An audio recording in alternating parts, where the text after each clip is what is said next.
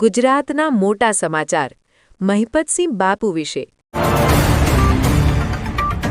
સમાજ સેવા ક્ષેત્રે કાર્યરત મહિપતસિંહ હાલમાં સમગ્ર ગુજરાતમાં ચર્ચાનો વિષય બન્યા છે। વૃદ્ધો માટે તેઓ ચલાવતા વૃદ્ધાશ્રમમાં રોજ વૃદ્ધોની સેવા, સંભાળ અને સહાય પૂરી પાડવામાં આવે છે।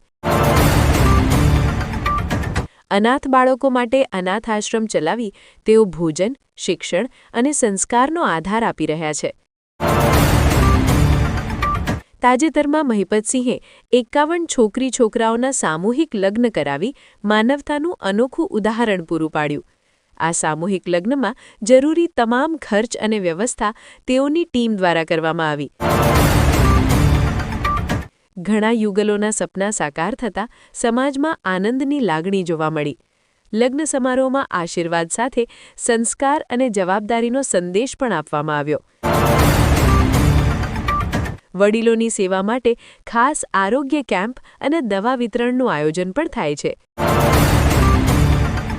સમાજના નબળા વર્ગ સુધી સેવા પહોંચાડવાનો મહિપતસિંહનો પ્રયાસ સતત ચાલુ છે। લોકો તેમને સેવાભાગી માણસ તરીકે ઓળખવા લાગ્યા છે।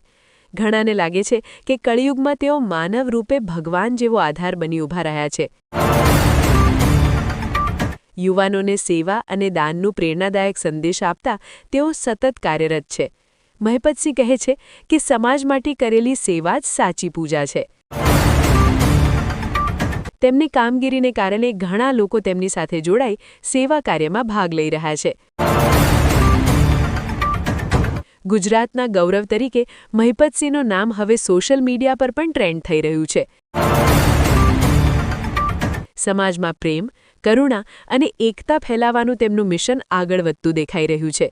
સ્થાનિક લોકોનો વિશ્વાસ છે કે ભવિષ્યમાં વધુ મોટા કાર્ય થવાના છે।